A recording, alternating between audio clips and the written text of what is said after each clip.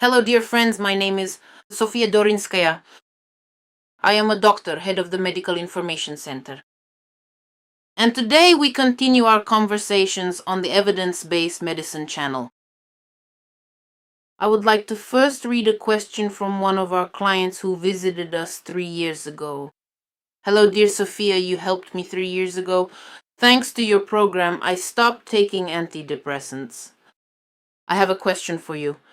According to the assessment of the International Agency for Research on Cancer, IARC, which is part of the World Health Organization, red meat and meat products are potentially carcinogenic in relation to the development of cancer as well as pancreatic and prostate cancer.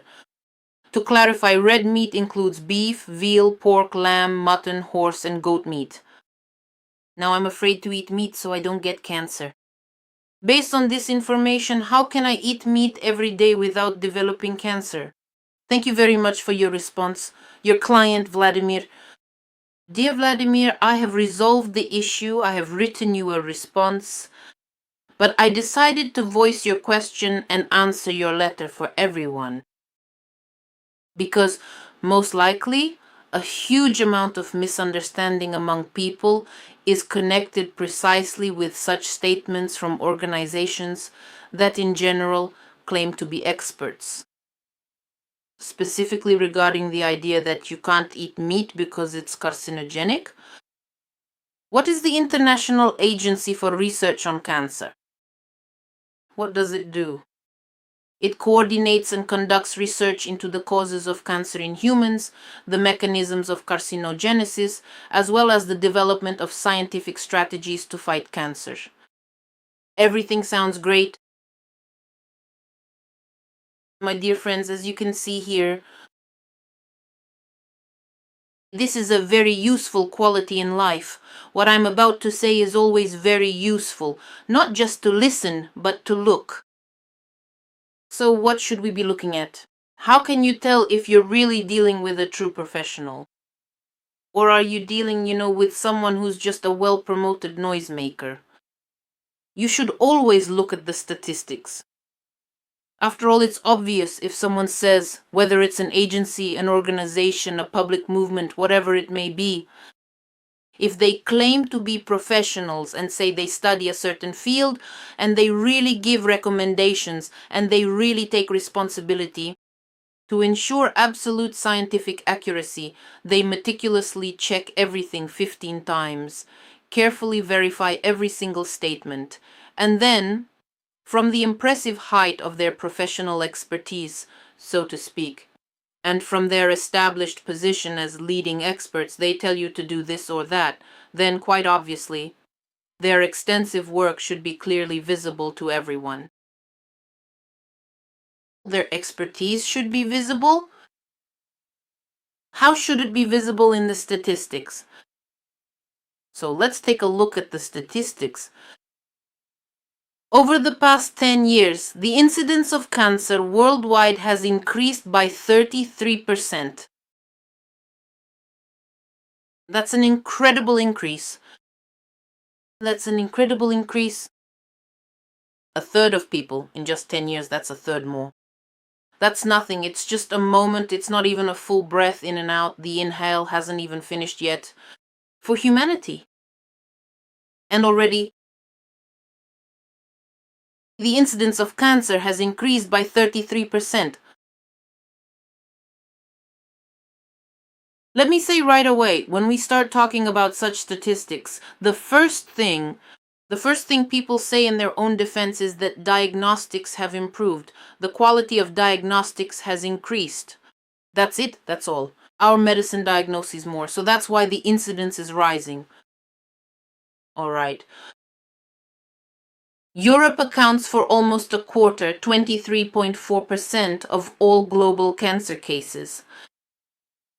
And about a fifth, 23% of cancer mortality.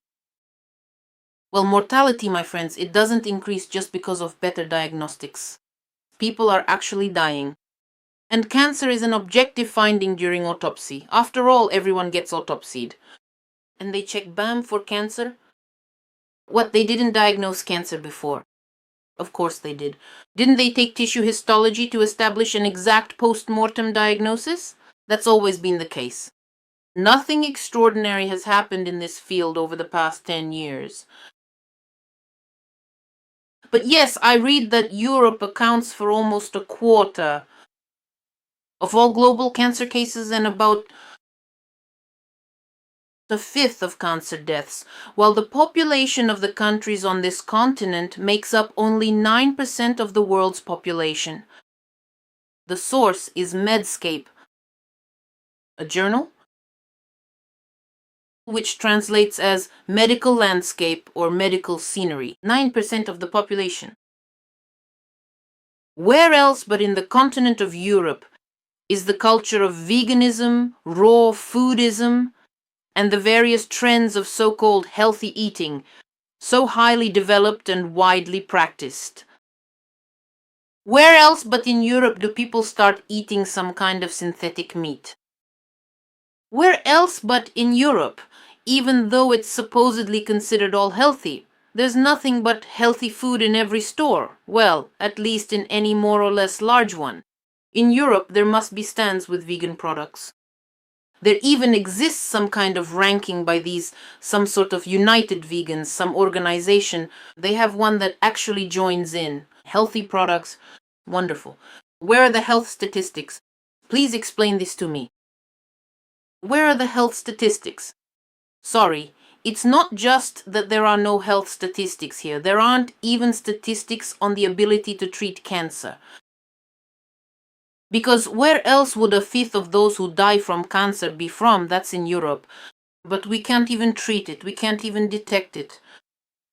Statistics show that society, in terms of its worldview and, well, preventive medicine, in terms of its worldview, is basically collapsing back into the Middle Ages. Because statistics show that no healthy diet leads to actual health. Because the only way you can verify the value, the truth of a statement in reality is only statistics and nothing else. Absolutely nothing at all. No shiny medals, no prestigious titles, and no loud, famous names. None of that really matters in this world. If, when you finally apply it, you simply end up with a complete and total failure. Please, really? Does the International Agency for Research on Cancer work on coordinating studies of the causes of cancer in humans, the mechanisms of carcinogenesis, as well as scientific strategies to fight cancer? No, it does not work. It only pretends to work. It only pretends to work. Let's talk about the WHO, about something that's really pressing. All of you, well, the whole world knows, and about the recent global disease, right? I found myself completely and utterly stunned by the realization when it became clear that in the nation where this particular viral outbreak first began to emerge, an incredibly dangerous and highly contagious illness was spreading rapidly and raging with extreme severity. The WHO starts saying that closing borders to citizens of that country is a violation of human rights. Oh my God, now they've become human rights defenders. The very first and unconditional action, even in a small group of 2-3-5 people, if you have an infectious patient, the first thing you do is isolate them. Isolate them. If this happens at home, you set up a corner for the infectious patient, hang sheets around it, and only one family member starts having contact with them. Everyone else leaves the room as much as possible. All family members, especially young children and elderly relatives, the patient has their own separate dishes, and people only enter the room wearing masks. If you have something even more serious, it's better to dress accordingly. Isolating the infectious patient is the first and absolute action that prevents the disease. What does the World Health Organization do? For several months, it shouts to the whole world that if we isolate the infectious area, we will violate human rights. So what happens next? All this infection spreads across the planet because for almost half a year, some countries only introduce quarantine after 6 months. They close the borders, planes stop flying, but by then the infection is already all over the planet. Then people start getting sick with absolutely terrible things, dying by the hundreds of thousands, even millions. And what starts to flourish? Pharmaceutical companies. Now it's the pharmaceutical companies that treat us. Now it's the pharmaceutical companies that give us vaccines. Pharmaceutical companies. Now we have this, that, and everything else. They are already introducing changes to the legislation. Now, in some countries of the world, America, I think, you can't enter without a vaccination. You have to do all this. My God, instead of isolating the source, the infection, which is the most basic action, known not just to any doctor who graduated from a university. A nurse knows this, even an orderly knows this. But the WHO is our expert. They allow this infection to spread across the entire planet, and then the pharmaceutical companies start their dance on the graves. Sorry, my friends, but does this organization really deserve our trust in what it says? Next. Another point which isn't mentioned in the question here, but people often write to me asking, what about this? Someone got a Nobel Prize for it, a Japanese scientist, the phenomenon of autophagy. And so people say you need to fast periodically because it completely heals everything. I would like to ask you to please forgive me for using this specific tone, but I feel it is necessary to speak with sincere honesty regarding this matter. I just want to wake people up a bit. Regarding the Nobel Prize, I'm not saying that all Nobel Prizes were given in vain. But please remember, ladies and gentlemen, the Nobel Prize was awarded for lobotomy as the greatest achievement in the treatment of mental disorders. No one wants to undergo a lobotomy even though it was awarded the Nobel Prize. No one wants to send their daughter or their mother for a lobotomy. Their husband, their child. No one wants to even though it was awarded the Nobel Prize. The greatest discovery, to destroy a person's brain so that they become like a vegetable forever. That also received a Nobel Prize. Generally speaking, I would strongly encourage you to be exceptionally cautious. You should always be extremely cautious with people who try to tell you exactly what you are not allowed to eat. A person who strictly forbids you from eating the things you enjoy is certainly not your true friend. A person who devalues your appearance in any way and forbids you to eat is not your friend. Because if you are an overweight person, if you also suffer from shortness of breath from everything, and of course you accept it, you are already burned out yourself. Well, you're not blind. You look in the mirror and understand, well, yes, my body is unattractive. I am unattractive with my body. And of course you accept this so-called help that you are not allowed to eat. But this is still your enemy. This person does not wish you well. Either he is stupid or he is as dumb as a post. Because if a person is painfully overweight, it's a pathological condition. It's swelling. And this cause needs to be addressed very seriously. And such a person should never be restricted in food, especially meat. And often, in almost the overwhelming majority of cases, the swelling in such people is heavy.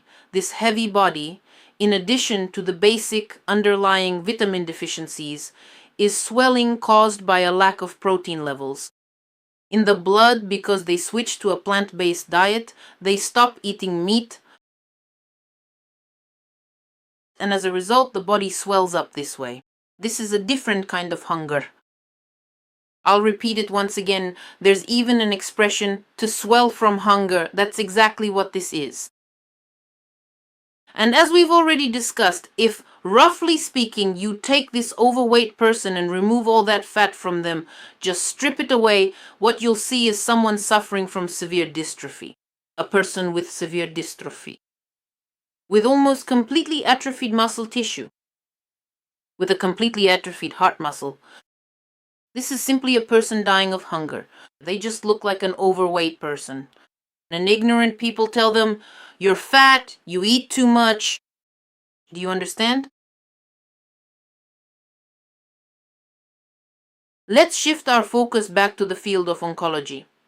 So we must ask, what are these official statements from major health organizations that strictly forbid people from eating meat really worth?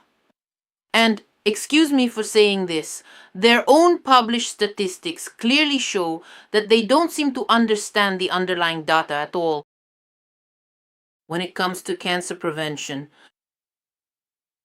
I'm telling you, you need to eat meat. I'm saying deficiencies need to be addressed. And our statistics show that people come to us with extremely high levels of cancer-related antigens. And after a few months of working with us, their levels decrease and return to normal. This is the next newsletter I plan to send out. Subscribe at Dorinskaya.com, sign up for the newsletter, and you'll receive this case report. I'm saying that our statistics show that cancer can never be defeated by starvation. I'll tell you even more. People who don't follow the recommendations and undereat experience a slower decrease in CEA, the carcinoembryonic antigen. As soon as they start following the recommendation fully, that's it. The statistics change and the indicator begins to steadily decline. Do you understand? All of this has been proven over years of work. What needs to be done and what should you do? To avoid getting cancer, first, you need to eat at least 1 kilogram of meat every day at a minimum. Second, you need to eliminate vitamin deficiencies. We've already talked about the fact that the body is suffering from vitamin deficiencies. Its tissues break down, they just fall apart. The body cannot maintain the proper level of metabolic processes, and they become. Have you ever seen rags? Those old cloths people use to wipe dust? You know, those rags that are so thin and already falling apart? That's about what the tissues become like of the body. But since the body is alive and, in principle, has a mechanism for recovery, it has this one cancer embryonic antigen. Normally, this is an embryonic antigen, but it is only high in fetuses and newborns because they are creating tissues. But in an adult organism, the same compound is called cancer embryonic antigen. Why? Because the body is trying with all its might to restore the tissues.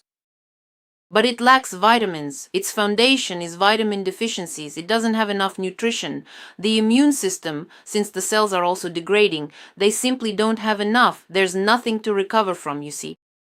The systems are complex. Tissues, organs, and systems, they consist of a huge number of highly specialized cells, highly specialized. It's like, I don't know, growing an academician. You see, it's very difficult. The body needs a lot of resources to restore highly specialized cells. So when there isn't enough control, when there isn't enough strength, when there aren't enough resources, that's when this cancerous growth begins. From this, we conclude that it is never possible to make a pill for cancer. It's impossible to make one. Because it's a chronic condition, it's the state of the organism. So how can you protect yourself from cancer? You need to eat, you need to eliminate nutrient deficiencies, you need to change the foundation, the functional status of the body. And in this way, organs and systems return to normal operation. They restore tissues as they should, they get rid of debris, in simple terms, destroyed cells, in a regular routine way. They remove them as they should in a routine way. Calmly, gradually, from different areas. When the body is ready, swelling goes away, internal swelling. If infections form or are detected in the body, as a result of stagnant processes, this too is calmly resolved in a routine manner. And little by little, gradually, the body comes to its optimal state. But it is never possible to achieve this if you do not eat meat, the most highly specialized and complete protein available to humans, and if you do not address vitamin deficiencies. I invite everyone who is in any way concerned about their condition, who is worried or has some oncological alertness, I invite everyone to the Center for Medical Information for the Vitamin Deficiency Elimination Program. After all, you have to prepare the sled in advance. Because when it actually happens, then there will be some incredible amounts of money that you'll have to pay. In such cases, I don't know, some people even sell their apartments just to somehow get out of an emergency situation. Cancer. You shouldn't let it come to that. If you are worried about this, you should come to us. Come to us for a checkup of your own health condition. For your own programs to eliminate vitamin deficiencies and improve the basic functioning of your body. For those who ask me how to find us, the website Dorinskaya.com. Go there and right away there's a test for adults, a test for children. You click the button, look at the information, submit the order form, and the test will be sent to you. And then we get to work. Thank you very much for your attention. This was Sofya Dorinskaya with you.